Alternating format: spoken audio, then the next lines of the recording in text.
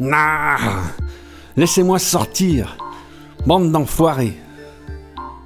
Qu'est-ce que ça peut bien vouloir dire de tourner en rond toute la journée dans un aquarium de 15 litres?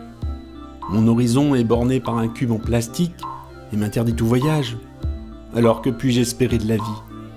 Sans aventure, il n'y a pas d'espoir. Et sans espoir, il n'y a pas de salut. Alors, comme le dit Albert Camus, il n'y a qu'une question vraiment sérieuse en philosophie. C'est le suicide. Dans ma piteuse existence, il y a surtout une cruauté. Celle à laquelle m'ont condamné mes propriétaires. Elle s'appelle solitude. C'est elle qui me pèse le plus. C'est elle qui me rend fou. Car si je n'étais pas seul, j'aurais des distractions pour m'éviter de penser. Je serais moins philosophe, mais je serais plus heureux. Et mon futur ne serait plus si terriblement prévisible. En vérité, c'est uniquement quand les choses ne sont pas sous contrôle que l'on peut espérer et désirer.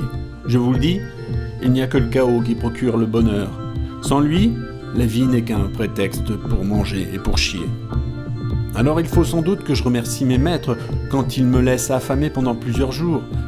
Après tout, ils donnent un sens à ma vie quand la nourriture arrive finalement. Lorsque je troque mon terne quotidien pour le plaisir d'un ventre bien rempli. Pourtant, à quoi ça sert? En effet, ce n'est pas parce que je suis rassasié que je n'aurai plus faim. J'aurai à nouveau faim, et je mangerai à nouveau, peut-être avec le même plaisir, mais tout cela reste absurde. Ma seule chance pour exister vraiment est de m'extraire en pensée du petit cube qui délimite mon existence et de dépasser le ressac de mes appétits. Cette chance arrive quand je réalise que je ne suis pas seulement l'artiste de mes désirs, mais que je suis aussi une peinture, une lumière dansante dans les yeux des autres. Je suis absurde par essence, mais pour cette raison, ma vie est légère comme l'air.